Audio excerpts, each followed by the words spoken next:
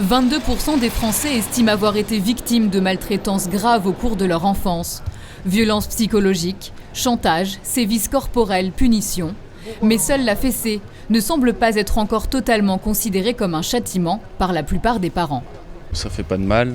Après, je veux dire, je suis pas non plus violent avec mes enfants, mais quand une petite fessée ils méritent, on leur met et puis voilà, puis ça se passe bien. Si par exemple on secoue l'enfant, bien, vous voyez, on lui donne une belle calotte et puis par exemple ça laisse une marque sous la joue, etc. Des trucs de ce genre, on lui fait des méchancetés, oui, ça c'est de la maltraitance, mais une petite fessée, non, je trouve pas que c'est de la maltraitance. Il y a la claque sur les fesses et il y a la grosse fessée qui là, oui, en effet, peut être après considérée comme maltraitante. Je mets moi des fessées à mes filles, ça m'arrive, oui, mais c'est pas pour autant, non, je me considère pas comme une maman maltraitante. D'autres, en revanche, évitent d'avoir recours à la fessée. Je préfère le punir que le taper. Par contre, quand je le tape, c'est que ça a été trop loin.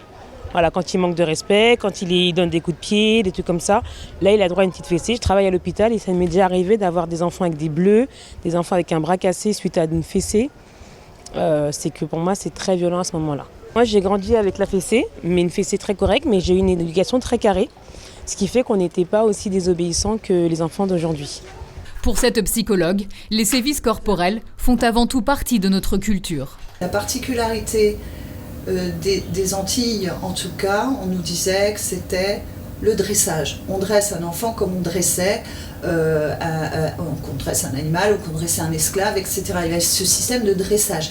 Le dressage en France, il a toujours existé aussi.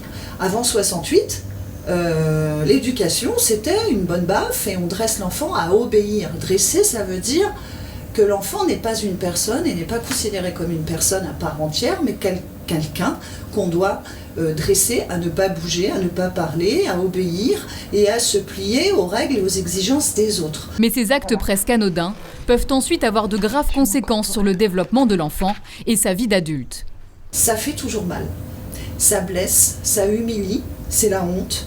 Et tout ça, on l'a bien caché à l'intérieur de nous. On a refoulé tellement qu'en fait, on pense que ça ne nous a pas blessés, que ça ne nous a pas tués. Sauf que les retombées ensuite de ces maltraitances, on les voit dans les histoires d'amour qui sont ratées. On le voit dans accepter un patron qui ne vous fait pas du bien. En fait, c'est comme si c'était courant. La violence, elle fait partie de nous.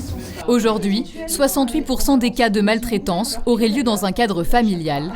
Le gouvernement prend le problème à bras-le-corps et s'apprête à voter une loi contre les châtiments corporels.